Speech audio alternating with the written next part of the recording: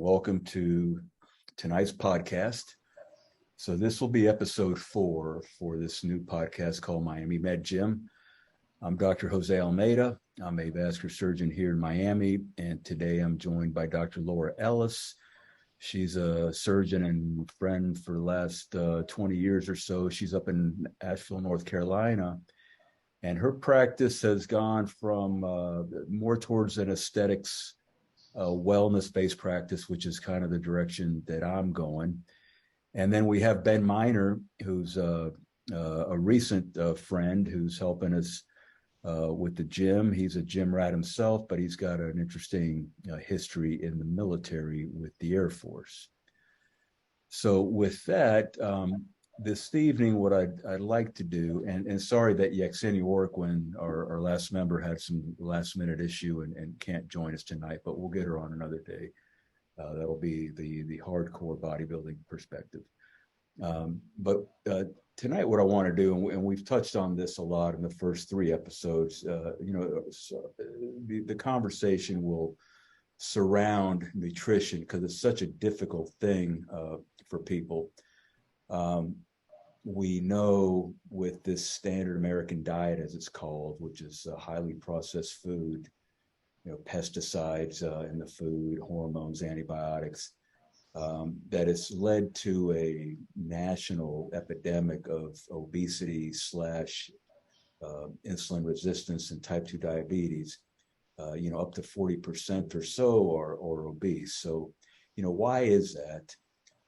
And we've discussed that, but it seems to be, the party line seems to be mostly processed food, poor eating habits.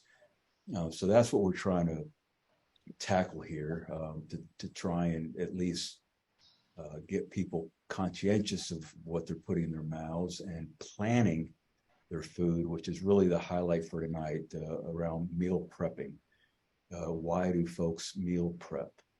So I'll just kind of get started with my own experience, and then I'll let, we'll go with Ben next, because he'll come from, more like the bodybuilding perspective like me, and then Laura probably has a little different perspective.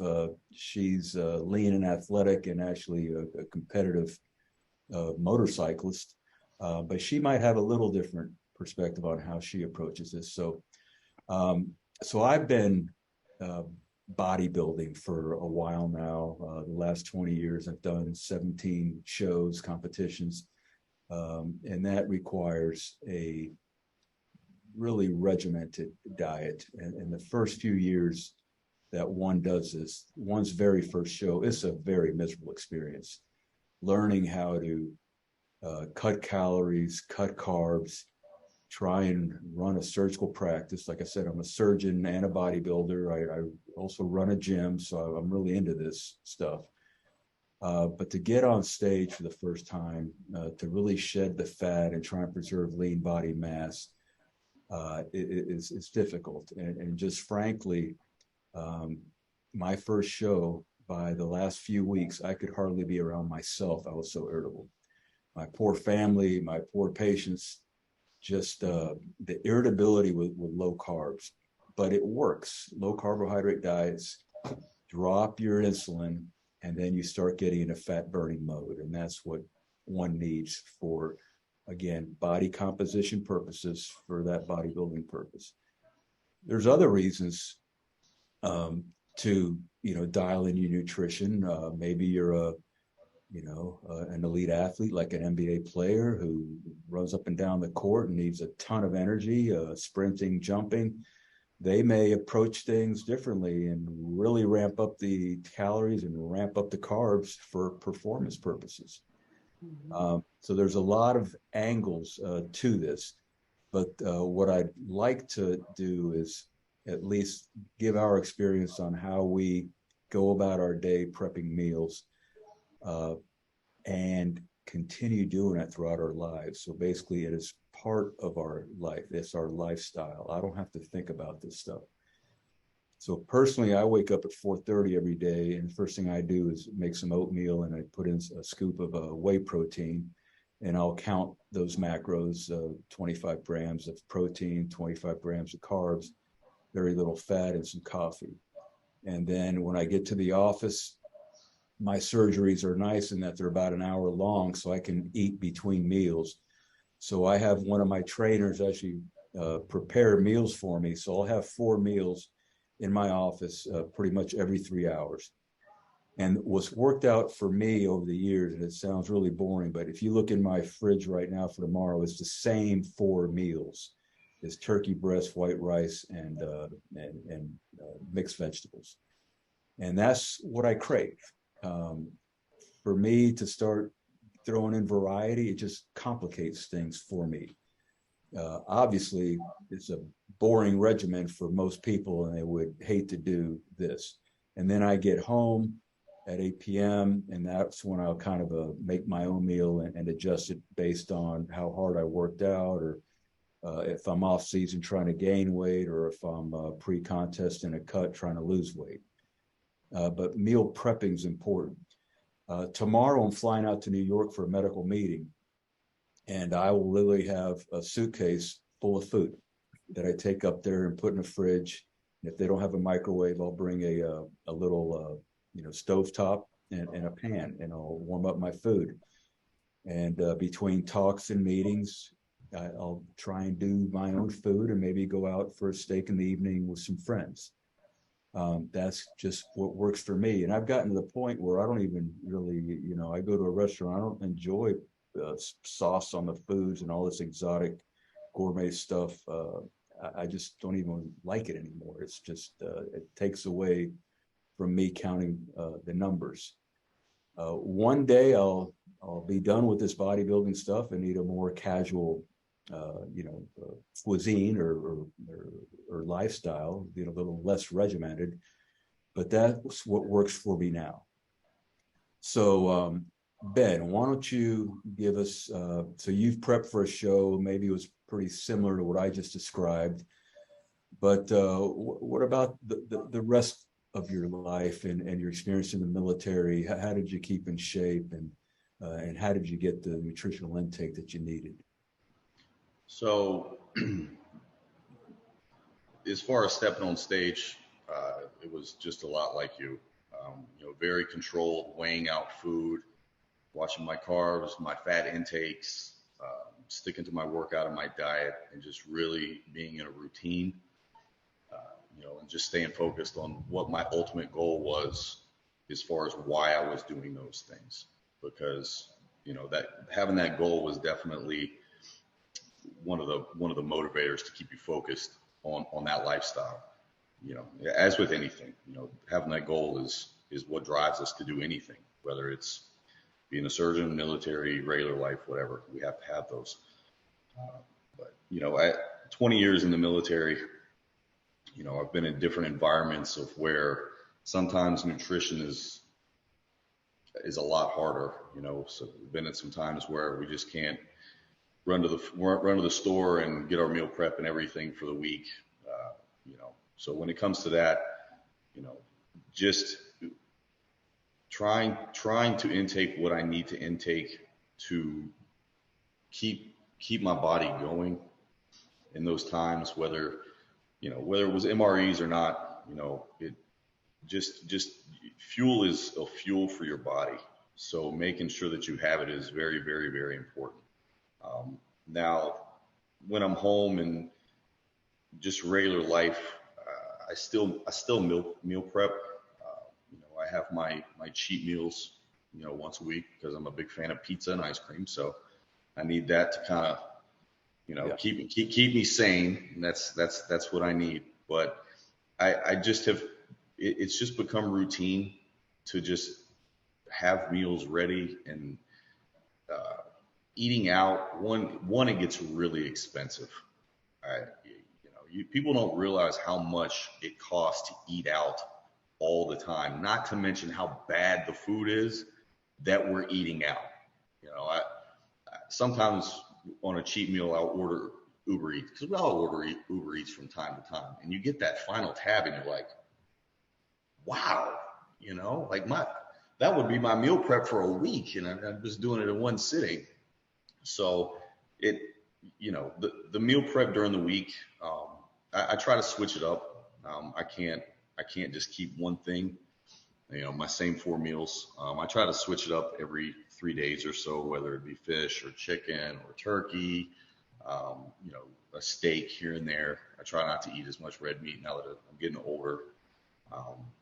And something, in the last part of my career, I was scouting and developing special warfare candidates, and the younger generation, a lot of my candidates were between the ages of, call it 19 and 26.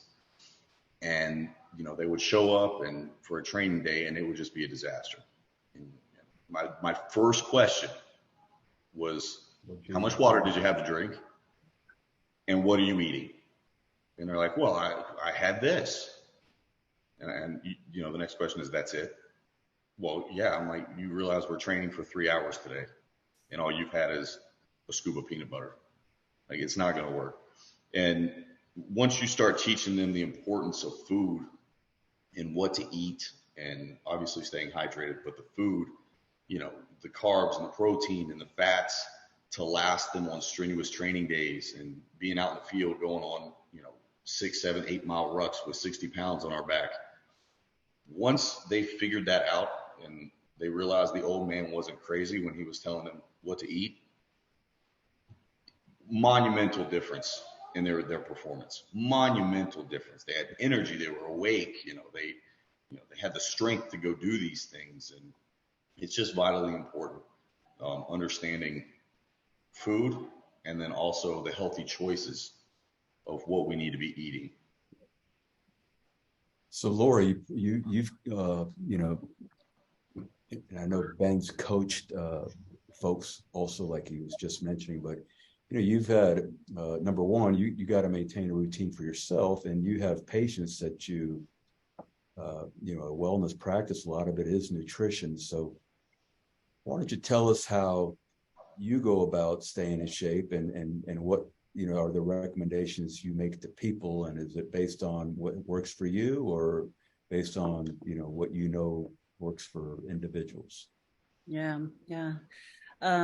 I've always been an athlete, and the sports I've chosen have been typically extreme sports, and mostly sprinting, not so much endurance type work. I'm genetically, according to 23andMe, I'm a sprinter, and then so that validates me when I hate that long distance running. It's genetically programmed in me. So, but not everybody's like that. I have quite a few athletes and patients who are endurance athletes. So I do have to know the difference between fueling for a sprint and fueling for endurance. So personally, I run pretty high metabolically, naturally. And so I can eat a lot, and I do. And, people say, oh my goodness, you must just eat salads all day because you're thin. I'm like, well, actually, you can eat a lot and burn that if you know how to move your body, right? So it's, you can eat very little and become fat. As we know, when people cut calories to the point where it's just ridiculously low, 500 calories a day, and then you bounce back and become fat because your metabolism is low. As far as food prep, personally, I have a busy life, just like you guys do. I see patients and run businesses during the day, and I try to take the weekends off. But that doesn't always work out. But I'm very busy. I don't have time to cook during the week, but I don't want to eat out either. So what do, right? You have to food prep. And food prep for me occurs mostly on a Sunday. I like to hit the farmer's market on a Saturday and then do my rounds at the various grocery stores where I get my food for the week. And then Sunday is my food prep day. And it's very satisfying, very meditative for me, because it's it's taking care of myself in the most primitive way, really. Nutrition is one of the most important things that can either make you healthy and live a very happy life or make you miserable. Yep. So I think most Americans, as you mentioned earlier, Jose, they eat the standard American diet. They really just don't know any better. It's not an intuitive thing. So, I have a biochemistry background and a medical degree. So to me, it makes sense. But to many people, when they go to a restaurant and they see the menu and they see what other people are ordering, they think, well, this is food. It's really not food. It's highly processed. And like you said, sauces that just ruin whatever you're eating. Could ruin your piece of steak, or it can ruin your vegetable. So I food prep on Sundays mostly, and I just prepare for the week. So I do a grab and go, and that's my fast food. And I love this time of year because in the fall, I just put a big tray of root vegetables and other vegetables, and maybe a piece of wild salmon or chicken in the oven, all in one tray. Season it with some olive oil, maybe some fresh herbs, and roast it all, and then put that in packages for the week. And you could put a piece of salmon, a piece of chicken, and a piece of pork, what have you, on the same tray, and it's easy to do and clean up, and then you've got your food for the week. I do tend to have a high protein breakfast. I think that to me it works, and for many of my clients it works to have, like they say, breakfast like a king, lunch like a prince, and dinner like a pauper. And I don't snack a lot between meals. I love that feeling of, becoming hungry and not satisfying myself immediately with that first pang of hunger. I feel more energetic if I just let that go a bit and maybe have a small fast in between meals, and then have a good meal when it's time. So I tend to do a 3 meal a day thing and very few snacks, if any. I might take in a little bit of a good fat or protein in the evening so that I can sleep through the night without having, without awakening when I need that brain energy during the night. Because your brain needs more energy when you're sleeping than it does when you're awake. And if you starve yourself in the evening, you tend to wake early. You get a big cortisol spike in the morning that says, get up, go eat. Right. So anyway, I'll do a snack in the evening sometimes. I like to tell my patients that, food is fuel. It's not entertainment. And so you can go out every now and then and have, a fun meal or have a fun dinner party, but that's extraordinary. Our daily lives need fuel, and we need to think of what that looks like for our bodies. It's not quickie processed food. It's the macros, right? We got to have a good healthy protein, some good healthy fats, and complex carbohydrates. And so I do count those things. And so speaking of that, so that that seems to be the key to all this stuff. So let's just I'm always such an easy example. So I'm in the 200-pound range. So I'm 200 pounds. When I go to a metabolic calculator online, I'm going to be somewhere in the range of 3,000 calories for maintenance. Mm-hmm. And then I like more protein. So about 2.2 grams per kilo or 1 gram per pound. So I'm 200 pounds. That's 200 grams of protein right there. And I figure out those, so prioritize protein. And I figure out those calories. So typically, protein's 4 calories per gram. But since since lean meats we're eating mixed meals, but meats, so your chicken, your fish, your steak, eggs, typically come with some fat. So for the calculation, if you just calculate your proteins as 5 calories per gram, that'll kind of, bring in the little fat in there. So say whatever number that is, if it's 1,000 calories for protein, so now I know I got 2,000 calories left for the day, and I need to divvy those up between carbs and fats.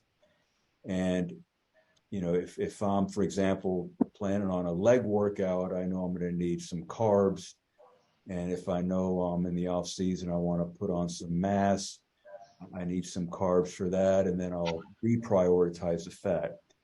As you said, that the type of fat's important. So, what get into saturated versus unsaturated, it's really the trans fats are the worst ones. But if you just stick with, and again, I like to stay simple. So I only, so olive oil is a key one. Avocados is another good one. As far as nuts, almonds are the best ones. And I try to just stick to those. Really, for me, is the olive oil. I just kind of douse the meal. It's a great vessel for your fat. So now you're just really thinking about the protein and the complex carb, and douse a little olive oil, and there's your fat. And I don't get too crazy about calculating the numbers until it's prepping for a show when I'm trying to lean out. But so that's how I think about it. My daily requirements, prioritize protein. And there's folks that'll, and then we get into the animal versus plant protein argument. There's a big community out there doesn't like high protein. They think longevity and cancers increase with high protein, and we can get into a little bit. But some other key points before I turn it back to you guys. You mentioned the breakfast of kings. Well, there's science behind that. So a 24-hour day, and about time restricted eating and intermittent fasting becoming a very popular thing, but your first meal really comes after a fast, 8 hours for more people, or 10 hours for most people, I mean. And we are in a constant state of protein synthesis and protein degradation, what we call protein turnover. Protein synthesis is stimulated by your meals and meal timing, and specifically the protein in the meal. And this comes out of Don Layman's lab in Illinois, who's really the guru on this. And there's another key thing in there. So say, so you need 30 grams of protein, especially in that first meal. Why? Because that carries an important amino acid called leucine.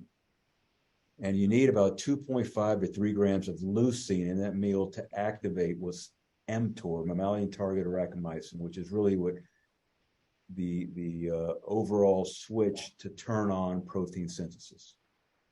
So there is science behind that, and the first meal seems to be very important because you're coming off a fast. So meaning that while you're sleeping, you're in mostly a protein degradation mode.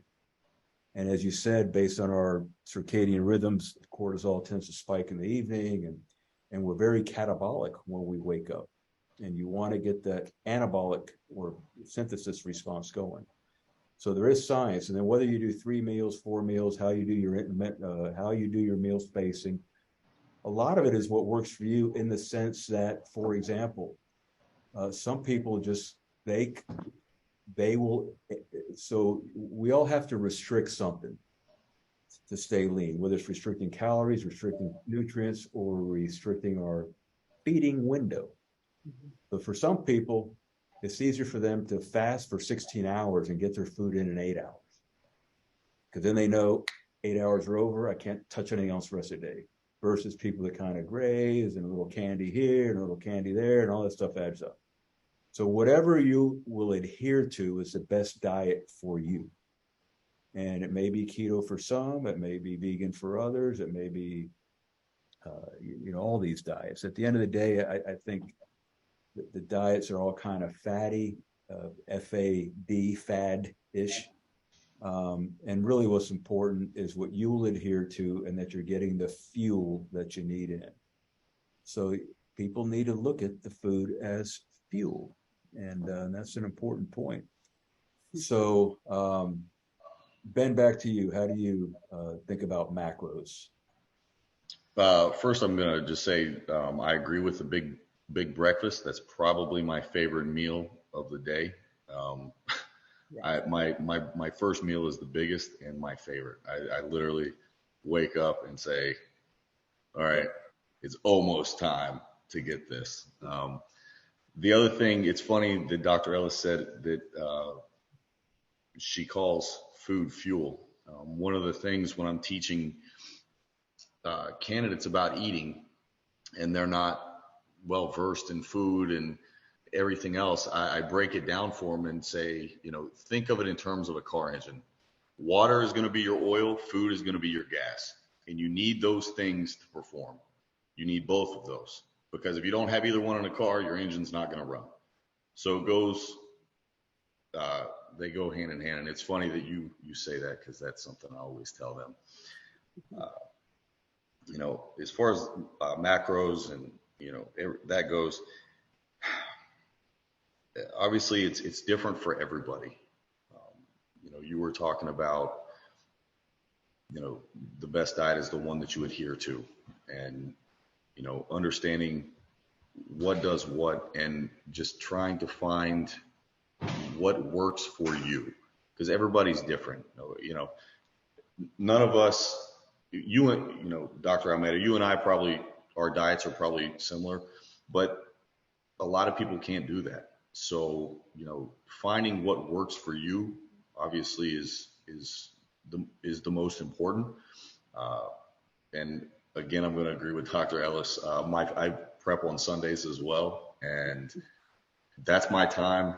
My wife thinks I'm crazy because I turn the TV off, the music's blasting, and I'm dancing around the kitchen from stove to here. I'm doing all these things, and she's like, "What are you doing?" I'm like, "This is me. This is my meal prep time. I'm singing, I'm jamming out." And it's funny you said all those things. So, Lori, when you calculate your macros, how do you go about doing it? Oh my goodness.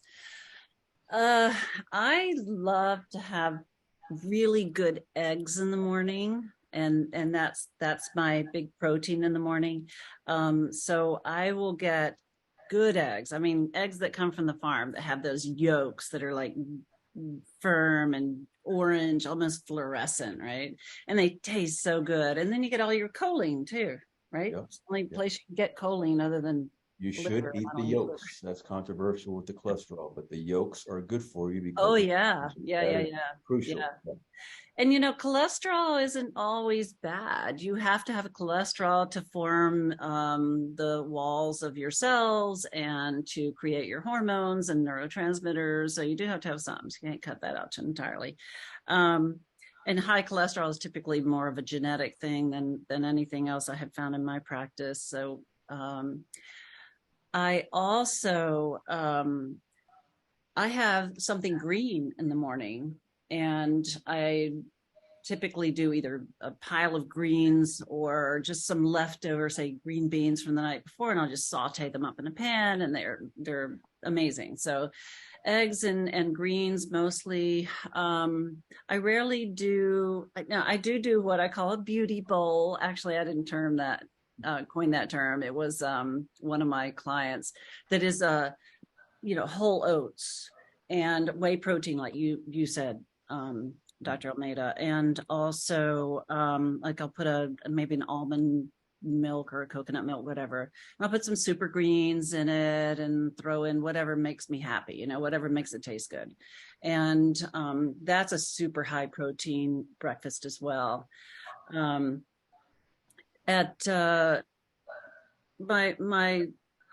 I don't really count the macros so much as I just get kind of a general feel of what is working for me that day. Most days I'm in the office. I do my heavy workout in the morning, and then I'm in the office the rest of the day, and I do conference calls and what have you at night. So I'm not so much of a counter as I am just I go by feel at this point.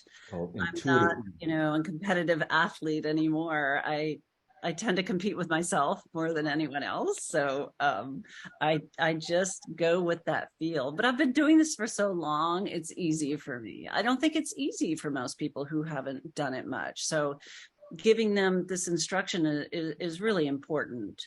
The other thing I do when I'm thinking about that whole meal prep thing is I will order a meal service for 3 days a week, and I kind of stretch that out for 4 or 5 and then make my own meals in between.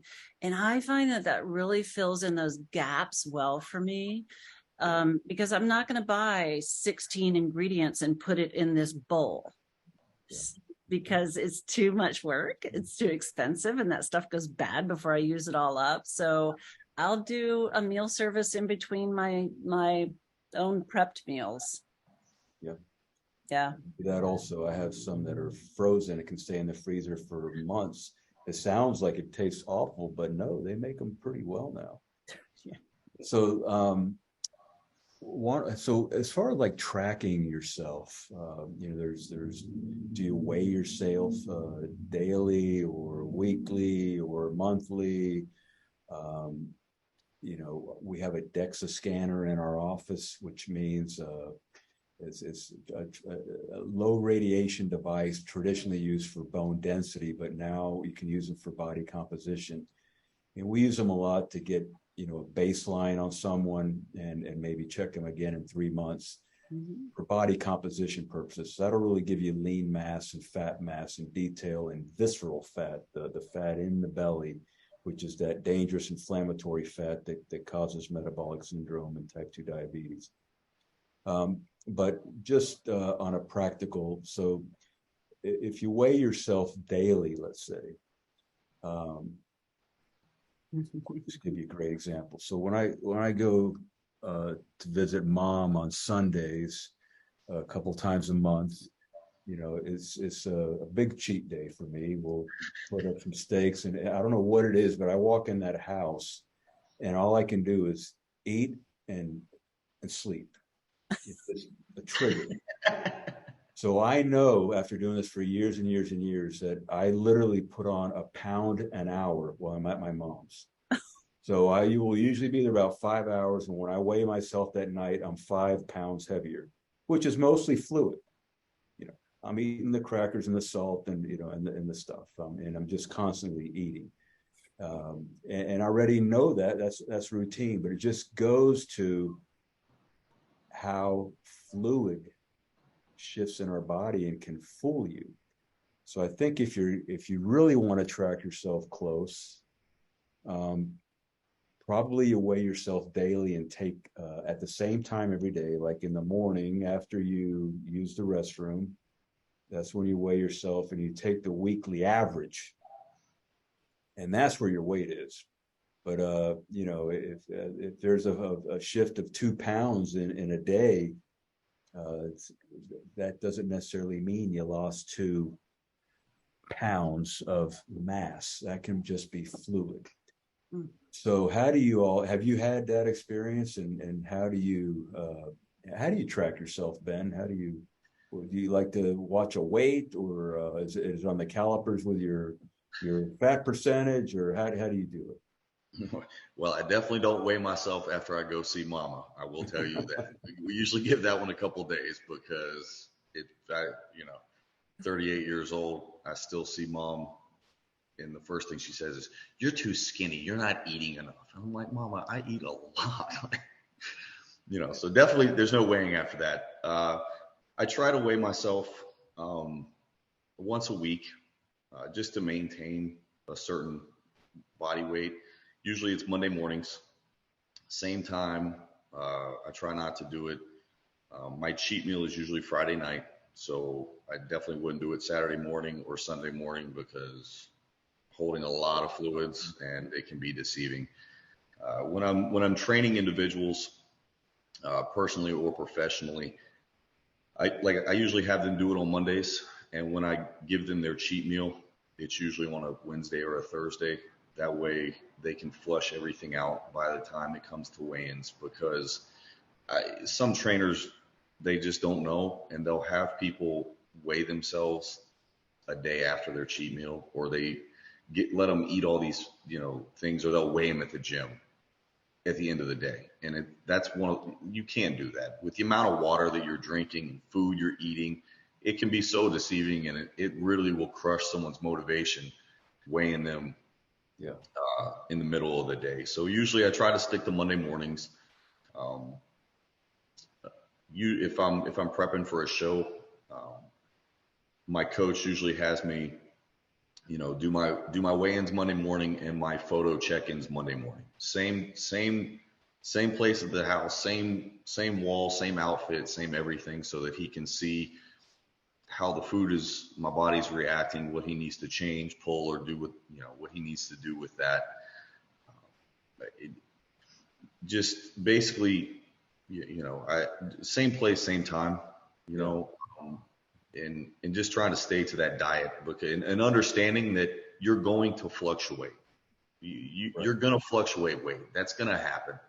And people they get upset, and you just got to understand your body's going to fluctuate, 2 to 3, 4, 5 pounds from here to there. And so I bet Laura tracks herself by how she feels in her clothes. But you tell us. No, actually, in my primary office, I have a gym and a really nice scale, and so I pop through the gym every now and then during the day, and I might weigh myself just kind of for fun. But honestly, my weight has not changed since my senior year in high school, except when I was pregnant. And so I've been honest between 128 and 130 pounds for almost all my life. And Jose, you and I are the same age. So we're like almost twice as old as Ben. Yeah, I'll be 59 next month. Yeah. But boomers. And we're boomers, right? We're the tail end of the boomers. Yeah. But I do like to get on the scale and look at it, because sometimes I feel fat, like that bloated feeling, and I get on the scale and, well, I don't weigh anymore. I'm just bloated. But that happens only every now and then. And the way I prevent feeling like that is just eating a good clean diet. When I cheat, it's not, I don't consider it a like a reward, or oh, this is so much more pleasurable than what I eat every day. Honestly, it's not. If I cheat, I don't like it. Yeah. So I tend to not do that. If I go to a friend's house, and have to eat the dinner that they serve, sometimes that's where I kind of break away. But normally, there's always, I know we're going to lead into this at some point, but there's always a way to choose the right thing or create the right thing on a menu in a restaurant, so you don't have to cheat. But honestly, I don't weigh myself every day. I do tend to do it in the morning when I first get into the office. Right after my workout, I work out in the office. And but it's more the way my clothes feel. And I hate wearing pants. I'm a dress girl. I wear dresses almost all the time because I don't like anything around my waist. But when I do put my jeans on when I get home, if they fit differently, that's how I gauge myself. That's what I figured. Yeah. So let's we're to just be mindful of people's time. Let's start wrapping up a little bit here. So let's talk a little medicine here. So hormones, Laura, big part of your practice. How do you go about seeing if there's a hormone issue for somebody who's, for example, not losing the weight they want, or not seeing the response that they would like to see with their present program, nutritional program, and exercise program? I look at it as body composition more than weight gain or weight loss. And because we want to be more lean, less fat, right? And certainly the visceral fat, like you brought up earlier, is the one that's the most inflammatory and leads to higher risk for heart disease and cancer and terrible things as you get older. Hormone balancing is something that's very, very important for both men and women. And for women, it typically happens in our 30s, certainly 40s and 50s. Men have a little more of a slow decline, and often it's really not until their 50s that I notice a significant difference in most men. It's very variable. So if a woman is estrogen dominant, which typically occurs in their 30s and 40s and into their 50s, they are not going to be able to lose weight well or have a better body composition well. Estrogen is a proliferative hormone, and it makes fat grow, and then it stores in the fat, and it's kind of a vicious cycle. But it's really easily corrected, and I just test levels and look at an objective measurement, and then I will simply balance that high estrogen with either testosterone, DHEA, progesterone, whatever they're missing. And with men, it's very similar. Some men produce enough testosterone into their 80s to keep their body composition and their brain health and their heart health intact, and other men don't. So it's very individual. I test levels, and then I simply replace what's missing. It's not doping. It's replacing what's missing and bringing you back into balance. It's a homeostasis thing. If you're out of balance, it's going to be really challenging to get that body composition that's most healthy for you, especially the visceral fat component. So that is a huge part of my practice and has been. Thyroid? What about thyroid? Thyroid, absolutely. Yeah, it's part of the hormone process. I screen thyroid function tests, not just a TSH, and the full panel. And I look at progesterone, DHEA, estradiol, testosterone, sometimes cortisol as well. And it's really, truly, it's all about that balance. And if the thyroid isn't functioning as well as it used to, bringing what we call the sex hormones back into balance usually corrects that. And if it doesn't, I'll just throw a whiff of thyroid hormone in there. I mean, if you don't make enough, you need some, right? It's all bioidentical hormones. And it changes lives. It absolutely changes lives. And what their efforts start to pay off. So Ben, when, is there a way for you to identify, you're training someone and maybe they're not responding the way that you like? Is that something that would go off in your mind that, maybe you should send to a physician for, get their hormones checked and to see if they need just to optimize. Hormone optimization is the way we like to phrase this now. So the ranges that you get in a lab may not necessarily get you to where you want to feel. So it's really optimizing the hormones. But are there any cues that you look for when somebody's hormones may be off?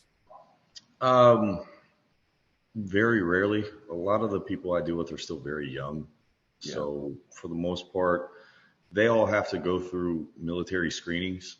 So they've gone through physicals and blood work and everything else. Very, very rarely from that aspect. The personal side, usually male and female alike, as they get older, and I'll put them on diets and run exercise programs and things with them. And when their bodies aren't responding after a certain time,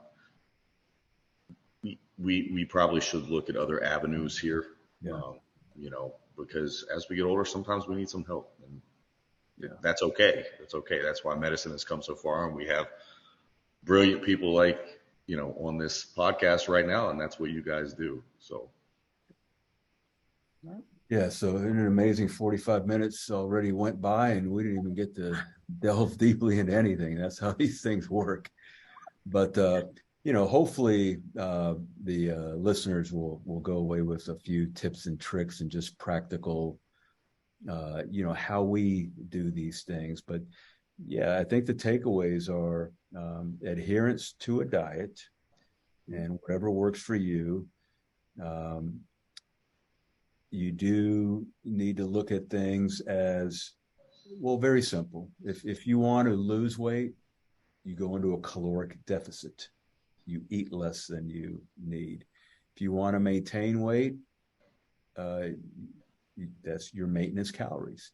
If you want to gain weight, you go into a caloric surplus. Now, how you divvy up those calories, again, the way we do it is protein first, prioritize your protein, and then divvy up the carbs and the fats depending on your likes or however you want to fuel your metabolism. Um, and then you just need practical strategies so that you're not eating on the fly. Oh man, I'm starving. And look, there's a candy bar over there and there's nothing else in the room. You really should prep your meals so that, I'm a 6 meal a day guy. That'll probably change when I quit competing. Laura's a 3 meal a day gal, whatever it is, but you have those 3 meals prepped. And so you don't need to go scouring for food at a restaurant or fast food, and that's when you fall off. You really do need to think about your food, think about your day, and have your food laid out for the day or a couple days in advance. That seems to be the key.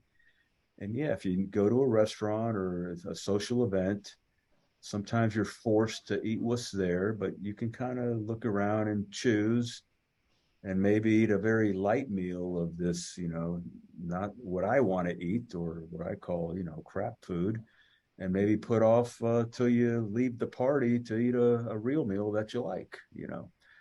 So lots of strategies, but the what I wanted for people to take home is that you got to be conscientious of what you're eating. It makes a huge difference, and if you're eating the standard American diet, which is processed food, you're going to get in trouble. You're going to end up with chronic disease, and that's the number one cardiovascular disease, number two cancer, number three neurodegenerative disease, Alzheimer's is an epidemic, and just obesity and joint problems. So, and once you get on that fat train, it's hard to get off. So, any other closing comments, Ben or Laura, before we sign off for the evening? I appreciate you having me on and sitting and talking with you, Dr. Almeida and Dr. Ellis. Thank you very much for having me. Yeah, and I appreciate being a part of this as well. And for those out there who have difficulty with getting off the standard American diet, we're here to help you do that. And it's challenging. It's not easy. Don't ever think it is, but you can do it. And once you do it and you're on the other side, boom, set. You'll never go back. Promise. So, Dr. Ellis, how can people find you? You got a website or a? Yeah, my practice is called MedAge, MEDAGE. So it's medage.com. And they can Google my name as well and probably find all kinds of resources out there for reaching me. Yeah. Great. All right. And this will be recorded and put on the YouTube channel, Miami Med Gym. So if you couldn't catch us tonight, you can catch us on demand on YouTube. Thank you, everyone, and have a pleasant rest of the evening. Thank you. Good night. Thank you. Good night, guys.